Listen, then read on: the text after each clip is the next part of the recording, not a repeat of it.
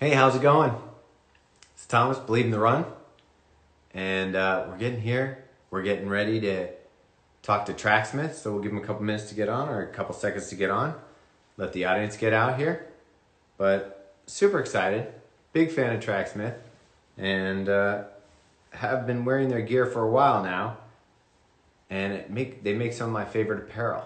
So we're gonna talk to them, answer some of these questions that we have burning for Tracksmith. Yeah, there we go. That's a little better light. I don't know why it was overly bright there. But yeah, so this is exciting. I may have said that already. I'll say it again because I'm super excited. Tracksmith coming on live with Believe in the Run. And we're going to be talking to them. Design process, how they got started, all those details. While we're waiting, I'll just tell you about my favorite piece of theirs. It's the Van Cortlandt. Van Cortlandt short, 3-inch. That's my jam. Summertime, this thing works better than anything. It breathes well. It's one of the only shorts. We live here in the humidity. Wicks sweat, gets rid of it. I don't chafe when I'm in these shorts. By far, my one piece of equipment that I'll say is a must-have from Tracksmith is the Van Cortlandt short. Check it out. Another thing I'm going to tell them about is that I love our custom Faster Bastards Tracksmith singlet that we got made this year. The team loves them. It's pretty awesome. So let me see here. I'm going to see if they're on. There they are. I'm going to invite them to join. Watch this. The magic of the internet is about to happen. And there it is. What's up? How's it going? Good, good. Thanks for coming on. No worries. Thanks for having me. This is awesome. Your background matches like a Tracksmith looking background. It's like down to the last detail. I am in my house, so I'm not at the track house, but yeah. Yeah. So can you give us a little background on you, like just in general, running, who you are, what you do, all that stuff. Yeah. How far back do you want me to go? I mean, what are you comfortable with? I mean, my running career, I started when I was, pretty young. I grew up in Pittsburgh, and, really played a lot of sports growing up. Really loved actually baseball and basketball. When I was a kid, I really wanted to be a professional athlete in those two sports. Didn't happen, obviously.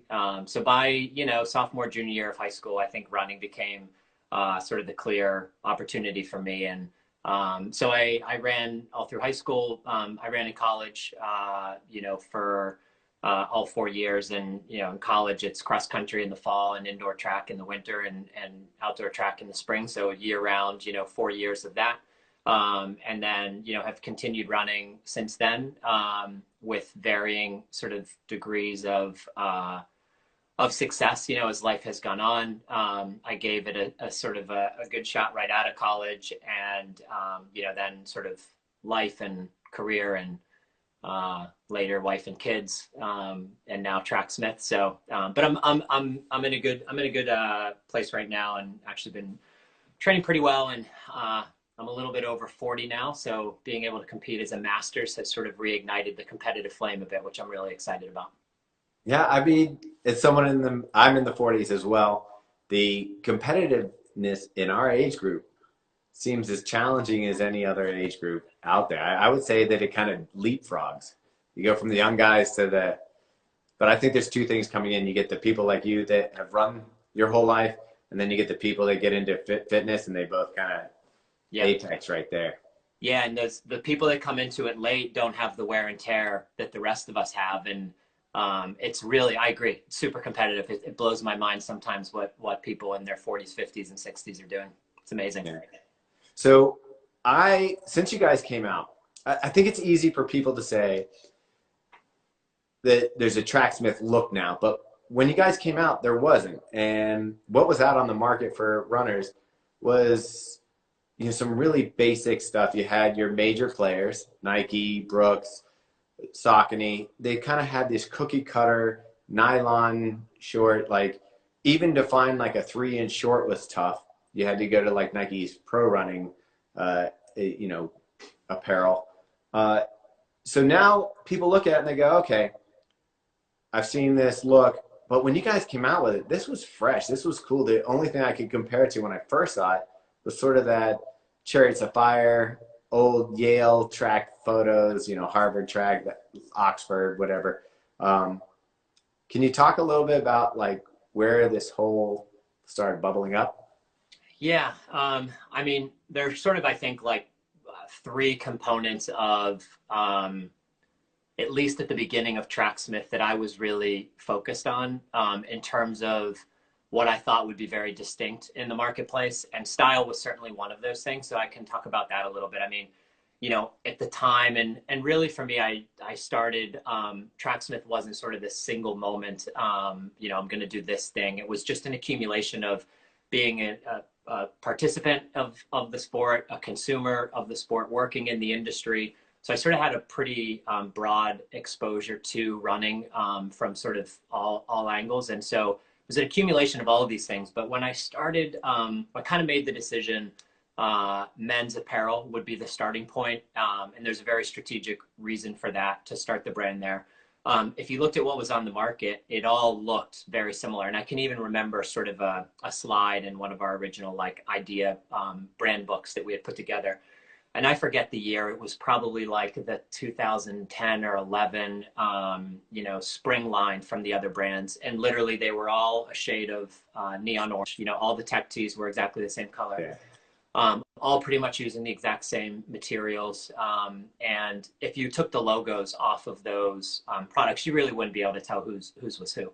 And that was because all of the resources were going towards footwear at a lot of those brands. And then women's apparel was also at the time becoming much more resource intensive at those brands because of Lululemon and Athleta and some of the other brands.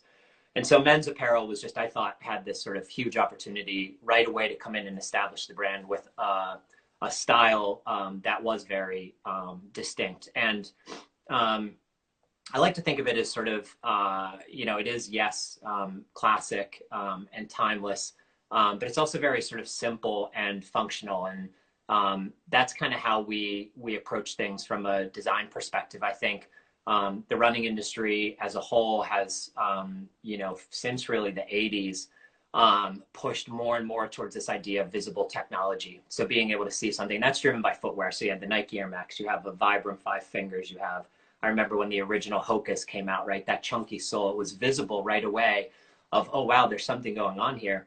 And it's hard to do that. It's hard to do that every year, every season, to come out with very distinct, visible technologies like that. And so what happens in between those cycles is that the perception needs to be met of, oh, there's so much going on this product. And so that's when you saw this, you know, overabundance and over design and overlays coming in on, you know, shoes that are just sort of built up with all of these materials and fabrics. And the way we've always approached it and thought about it is it's you know, maybe the 4% aside, it's never been about the product. It's never been about the shoes or the apparel. It's about the runner. You're the one out there that's working hard. You're the one that's putting in the miles. And so we try to think about how do we strip all of that away and really just have it be focused on you. And for us, like the ideal scenario is the product vanishes on your body. You don't even think about it. There's nothing rubbing the weird way. You're not feeling anything. And so that's kind of, all of that kind of goes into our approach. And what that's created is sort of a very understated, in most cases. Van Cortlandt is you know, an example where that's less so because we do have the bold sash across the chest. But that's inspired from a very specific era, whereas the rest of the line is very contemporary and modern, but very understated and simple in its approach. Yeah. I mean, when you look at Tracksmith, and what I love about, there's a romanticism to it. You start with the imagery and the mindset of putting in the work. You're not out there. You're not a runner that's just trying to, you know, like Brooks has Run Happy. You know, you're not just out there doing the miles. This is more for somebody that says, okay, I've gotten into running, whether it was through college or track or through later in life to lose weight, but you found all of a sudden there's this, oh, you can compete at this. There's a level of camaraderie in the maybe pushing a little bit harder, maybe trying to be a little more competitive, whether it's going for age group or just personal best. I really like how Tracksmith tells that story. It seems super intentional from the get-go. Is that something that's evolved through the brand, or is that something that immediately you knew that you wanted to capture?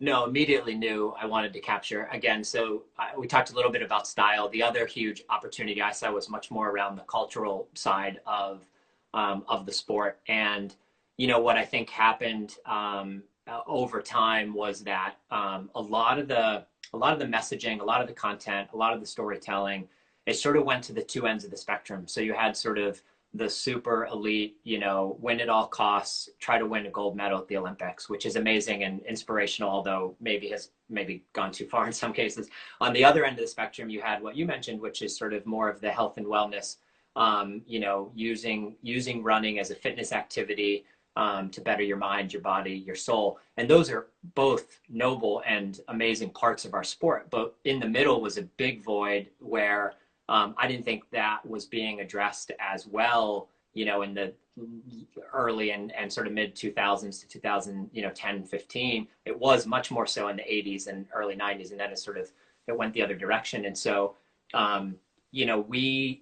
one competition is, I think, just an important part of life journey, right? I think to just float through life and not have goals and not push yourself, you're not going to get the richest rewards out of that approach. And so anyone that's, really trained for something, had a goal, achieved or failed, doesn't really matter. It's all about the journey and the process that you go through.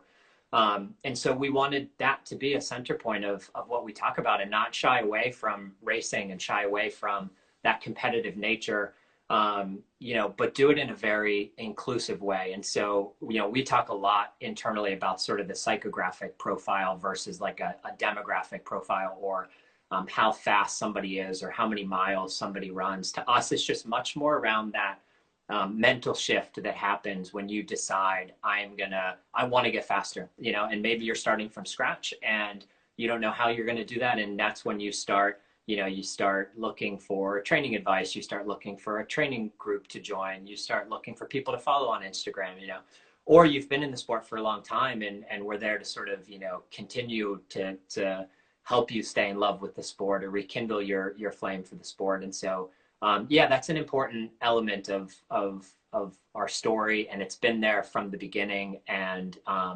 we won't sort of, I don't think, shy away from that. It's a really important part of our story. Yeah. So this brings up two things for me in listening to this. There's the first part is, as a runner, I apply the stuff that I learn out on the street or in races to my business. And the second, so that's going to be my first question, how that applies to running Tracksmith. But that tied into that is, you've obviously, and people probably think you have this huge team, you're like a J Crew or something like that. It's a very small team. I think, 6 or 7 people? It's bigger now, but yeah, if you count our retail staff, but yeah. Like, how did you find the people that you felt were right for the brand to help you get this vision out there for people? So first, taking the lessons from running. Second, building the team. I mean, running it's so synonymous with starting a brand, starting a business for people that have done both. We talk a lot about delayed gratification, right? Being sort of such a central part of being an endurance athlete and a distance runner. It's not something you pick up on day one and you're good at it. It takes a long time and even has to have cycles, right? You have to have peaks and valleys. It can't even just be the straight line to the top. So the analogies there, I think, are they're spot on.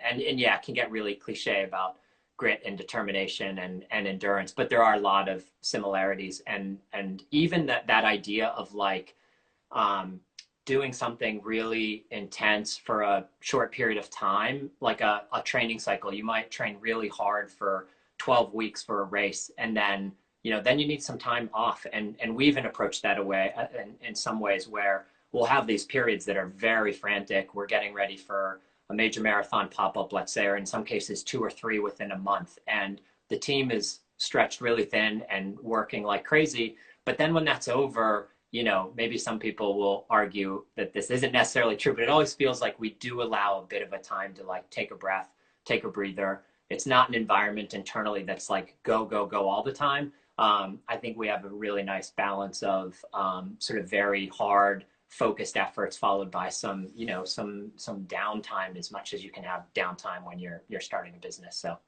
um, so that's number one. Those analogies certainly are there. In terms of people, I mean, we've been really fortunate that as the brand has established itself and grew, it certainly attracted people to it that are like-minded.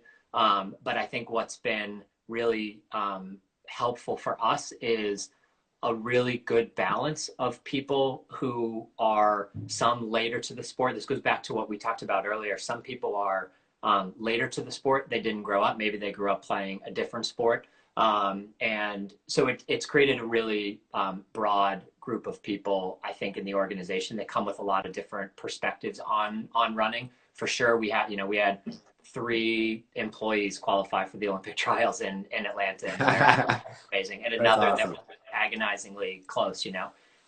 But on the other end of the spectrum, we have people that would never be able to achieve that from a performance perspective, but they are runners. Everyone is into it. Everyone is doing it, but for different reasons and come at it from a different perspective. So cool. And just for those people joining in now, we're talking to Matt Taylor, CEO of Tracksmith, and we're just going through some of the things that takes a unique brand like this, brings it to market. So pretty awesome. You brought up some of the Olympic trial qualification people. I know that this was a big year for you in supporting the Olympic trials. Can you tell me a little bit about what Tracksmith did and why that's important to you as a brand? Yeah, I mean, it really started from a desire to support people in our own sort of world. So those employees I mentioned, but also athletes that we had been working with on photo shoots and just sort of friends of the brand that we knew either had the standard, were trying to get the standard. And so it grew out of that. How could we support them, the Olympics and the Olympic trials, for people who can get to that level or can get really close to that level?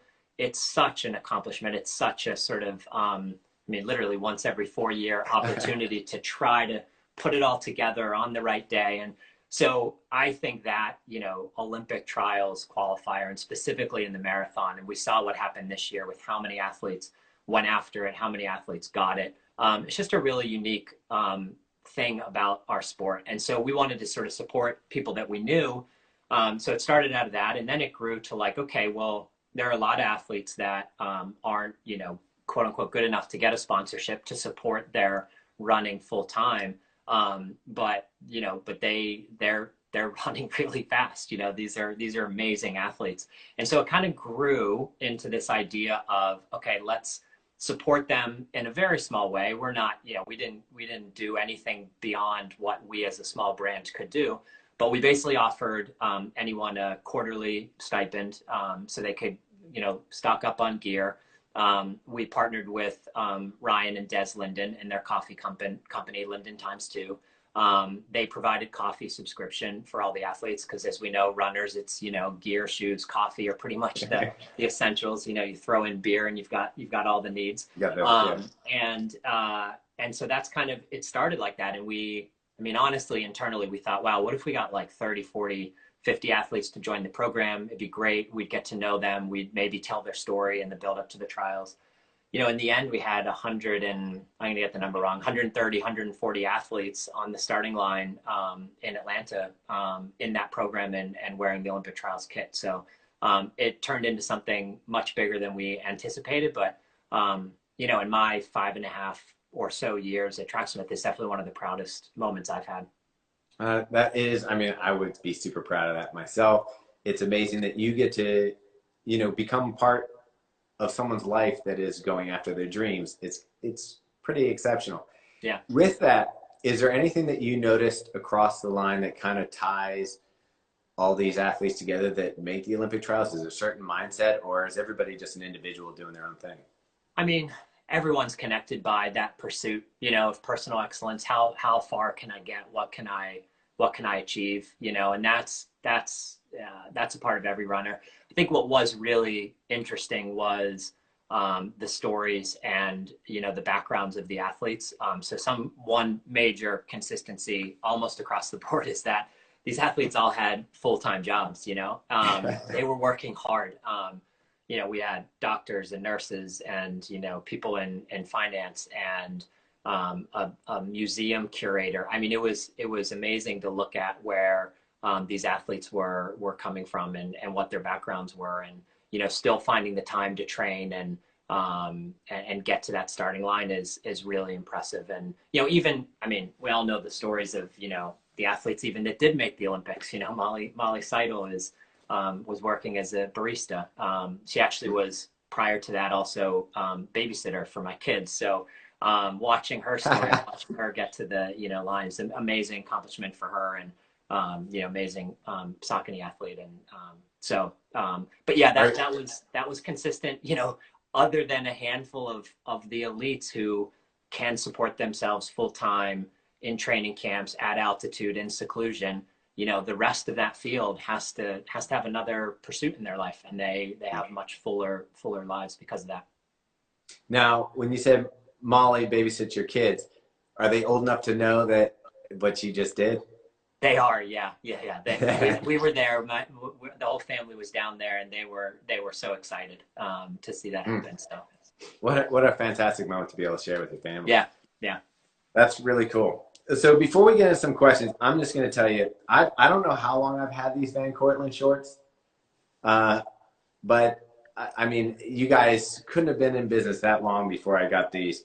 And let me see the back of them. I might be able to tell you. Okay, yeah. Post 2015, but certainly. Okay. I mean, I'll tell you that they're around. They can't be that old, and even the patch still, after millions and millions of miles, not millions, but it's still holding up. These people sometimes, the biggest thing that we get in comments from our audience is, oh, it's expensive, and this and that. And the materials, I try to express two things. One, the materials are really good. These shorts have held up forever. They're like, I have maybe 5 pairs of Van Cortlandt shorts. These stay in regular rotation. But we go and we'll spend $200 on a pair of running shoes that last 300 miles. These have been in my wardrobe now for at least, you say post 2015, possibly 4 years of washing Baltimore's. Yeah, I mean, you're East Coast too, so you know the heat and humidity of coming down here. I mean, they've held up. They've been fantastic. Like, all the product that I've gotten from Tracksmith has always been high quality. So when you guys source fabrics and when you're looking for it, I noticed that you have made in different countries, and we see that you have Italian fabrics. You're not like, this is my one outlet. We're going to be all Italian fabrics, or we're going to be all merino wool. We're going to be this. How do you decide? Is it just a form following function, or is it a tactile thing? Like, how do you decide what the shirt's going to be, or the material?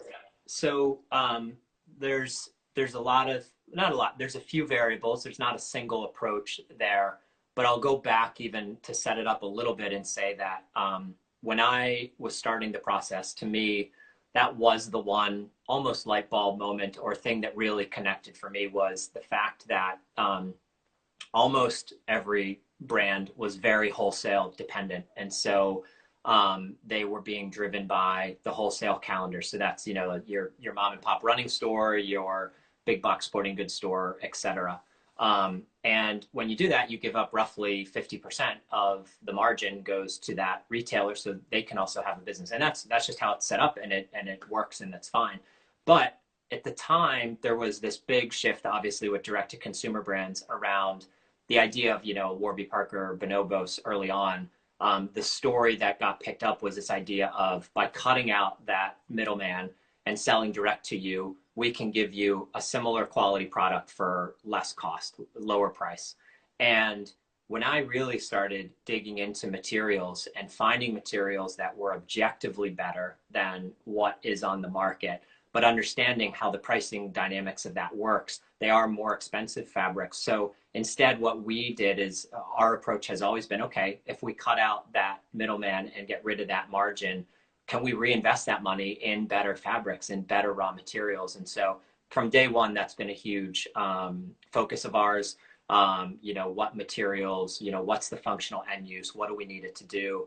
And when you unlock that door of these amazing materials and fabrics and trims, it allows you to build, products that are going to last longer, products that are going to function a little bit better. I mean, there's nothing that we do that's going to make you faster. There's no secret here. It's still about training, but certainly we can give you a high quality product.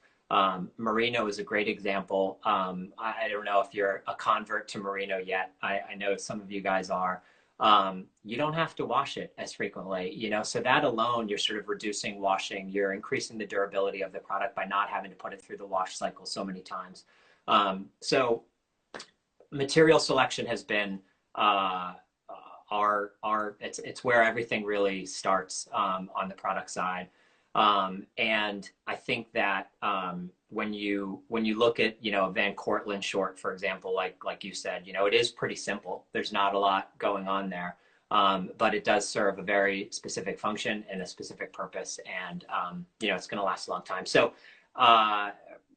for us, it's like, yeah, we didn't want to go all in one direction. We didn't want to go all merino. We're a merino brand, or put all of our eggs in some synthetic fabric that could be amazing.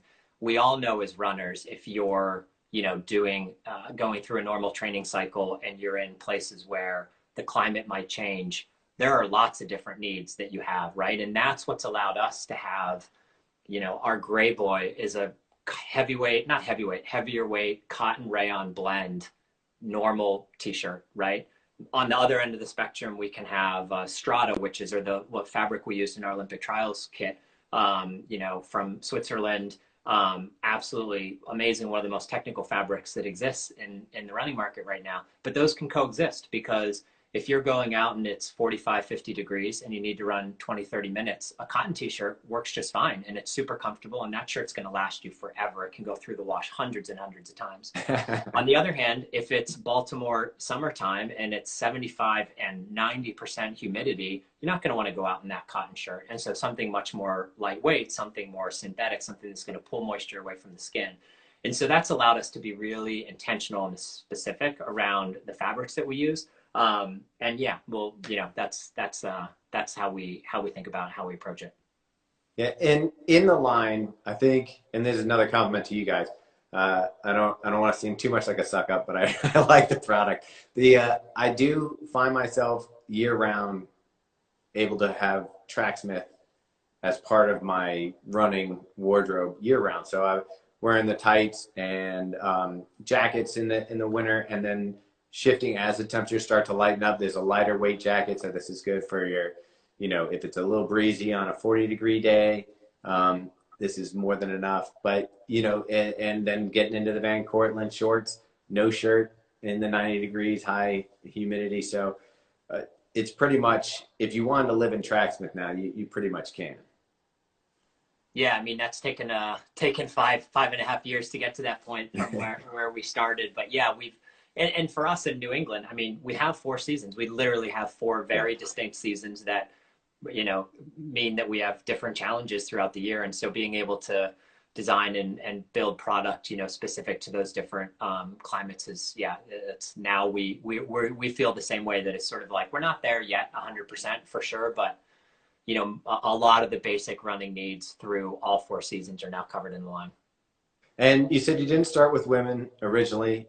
My wife, Megan, wears the women's gear, loves the sports bra, loves, the fit of everything. And I find her actually stealing my base layers to wear around the house. I don't know why.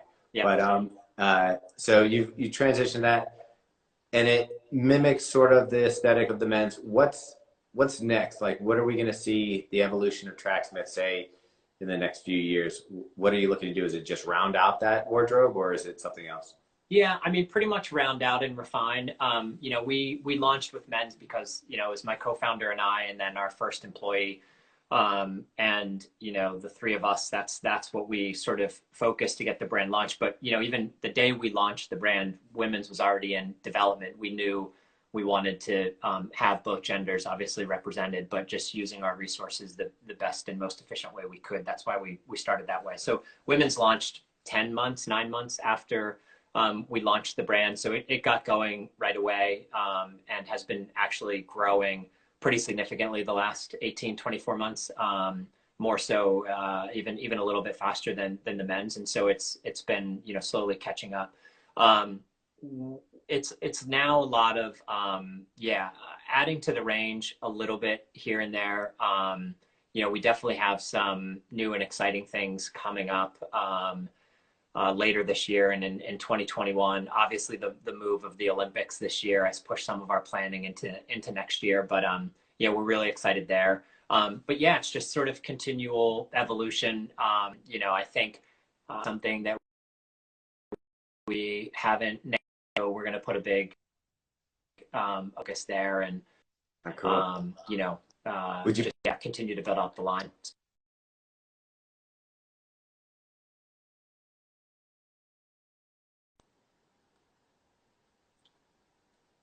I Yeah, we lost got you. a little You bit of a there? lag there. Yeah, we got a little bit of a lag. What did you say about the outerwear? Just that's one area that we'll be focused on. We Okay. haven't nailed, I think, sort of like super technical weather specific outerwear. So it's something we're working on. All right, cool. And Adrian, who does reviews for us as well, she calls your green Van Cortlands her money shorts because when she wears them, she ends up placing and getting prize money. So it's great. Hey, That's great. can we answer a couple of questions from the people? I can put them Sure. up here. All right. Yeah. Just takes a second here for us to pull these questions off the screen. And let's see, for some reason, they're not popping up. There they go. Okay. All right. Let's see here. I'm just going through these because there's a lot, but I'm trying to find ones that aren't ridiculous. All right. I mean, this one goes into somewhat of the thing. So this person's interested in knowing, do you have an ambassador program? Yeah. Not an official one or a formal one. We, over time, like I said a little bit earlier, we've been working with athletes, as in our photo shoots since day one. So a lot of those athletes have just sort of taken on that kind of role. They become in sort of a way de facto ambassadors. And then through the Olympic trials qualifier program, a lot of those athletes also sort of fit into that role. So we don't have a formal one the way some brands do, where you can sort of go in and apply. But we certainly love working with athletes that have really interesting stories and backgrounds and creative passion and pursuit, sometimes even outside of running. So people that can be sort of good representatives of the sport in their local community. So we definitely encourage people to reach out if that's something they're interested in. Yeah, and that it kind of another thing, if you want to get involved with the brand, there is the hair club. Yeah. Yeah, Hair AC is our global community that's been, growing pretty rapidly. So that's something everyone can join as well. And you can win cash for placing in Tracksmith gear. PR Or bonus, actually. Just have to set a PR. Every year you're eligible to get $100 PR bonus. So that's awesome. yeah. So someone's asking, would you consider doing extra small for the men's product? Yeah, we've talked about that. Runners are come in all shapes and sizes, as we know. As a small brand, we started with sort of the middle of the spectrum, with limited resources and things. But it's a big focus right now to expand the sizing on both the women's and the men's sizes, men's and women's side. So yes, some petite, smaller guys, especially in race kit where they want something to be really streamlined and fitted, but also on the larger sizes as well. So we'll expand the size offering in coming seasons. Cool. How about this one? When will you put phone pockets in your half tights and shorts? So a lot of the products do have pockets that will fit a phone. Reggie half tights, the new ones that are coming, just a slight evolution, have a back zip pocket. Women's Lane 5 also has back zip pocket. A lot of the tights have them. Bislett pants have a very hidden pocket.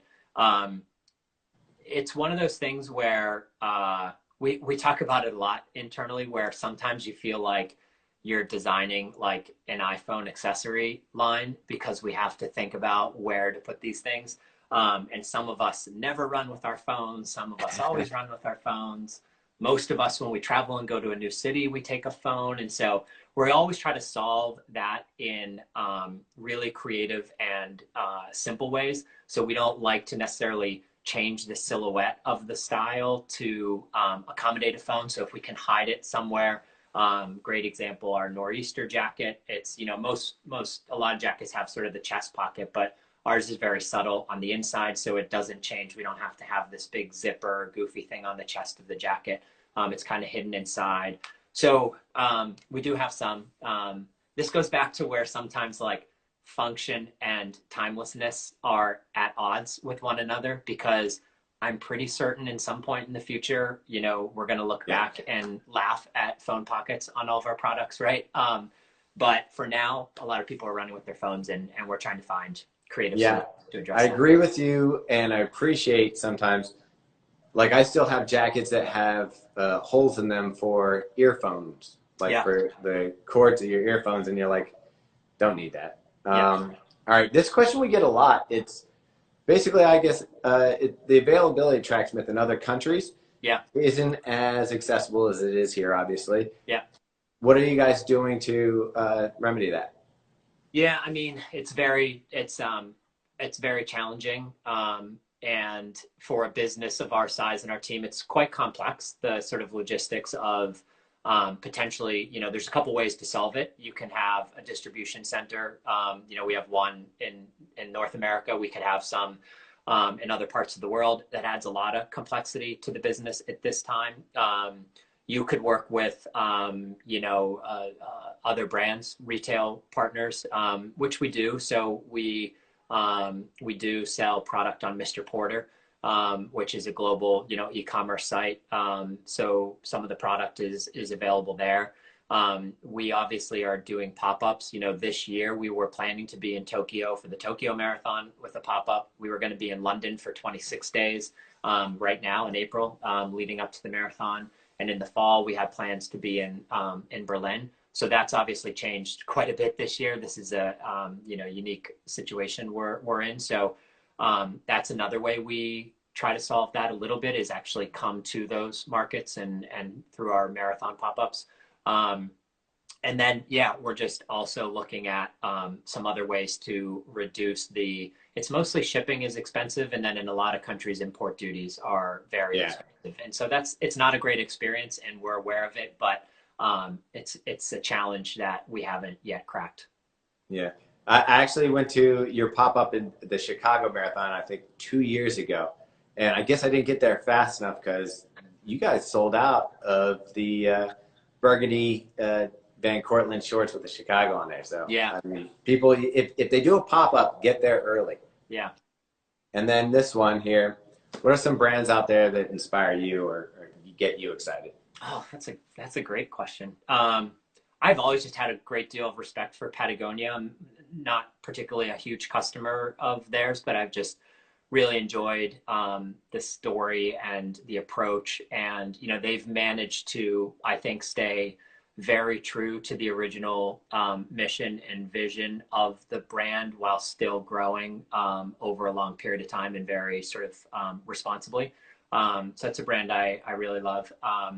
You know, I maybe not as much today, but I have a lot of old Champion product. That's inspired me a lot. I love sort of classic collegiate sportswear. I mean, actually, I brought a few things, and one of them happens to be that actually. So I have this old. My father-in-law ran at UConn, ran track and field, and you know this is from like the '60s. You know, amazing old crew neck sweatshirt. They just literally hand stamped UFC on the front of it with stencils. You know, no screen printing or anything like that. But you know. These pieces, they last. They really, you know, this is literally 50 years old and it's still in good shape. So I love that, you know, there are ways to build product that can last that long. And, you know, that's inspired our Trackhouse collection and our Gray Boys, you know, these sort of team issued classics that hopefully you might hand down someday to your kids, or you know, they might raid your closet when they're going off to college and take a few things, you know, so. Yeah. Awesome. And then I'll leave with this one, and we'll end the Q&A, but here you go. Yeah. Opening up any more stores like the Track House. Yeah. Again, this current situation we're in with coronavirus has definitely, changed our plans a bit. But we were definitely committed to start thinking about other stores. That's why we've been doing the marathon pop-ups in select markets so that we can just sort of learn, listen, figure out what might make sense for us. So no definitive plans now, but I would say within the next year, I would guess we would certainly open another store somewhere, another track. Awesome. Well, this has been great for me. I always love kind of being able to get behind the scenes and hear and just follow someone's thought pattern as they do something like this. We buy the clothes, we see the marketing, but sometimes you don't see the people behind, what's going on and what their thought process is. So I really appreciate you coming on and answering questions and hanging out with us for a little bit. I hope you found this valuable as well. So thank you so much. Yeah, thank you. And I'm always happy to do this. I enjoy it. So anytime you want to ask more questions, I'm game. That'd be great. Maybe when we get those technical pieces out for the weather. Exactly. Have you back on. I'll stand under a hose. But all right. Well, thank you so much. And we will be excited to see more stuff from Tracksmith. We just published our review of some of their spring, summer stuff for this year. We love it. You can check it out on believeintherun.com, and also follow us our Instagram stories. We'll post some stuff there. So stay tuned for the next episode. I think up next we have New Balance here on Friday. I don't know if you know Danny Orr. You guys are all in the same neighborhood up there. There are slightly smaller neighbor here, New Balance, just yeah. down the road. They make some shoes or something. I don't know. We'll find out on Friday. Yeah. But I really appreciate it, Matt. Love the company. Hope it continues to grow the way it's been going. Keep making product that I love to run in, and awesome. Thanks. Thank you very much. Appreciate it. Yeah. Thank you.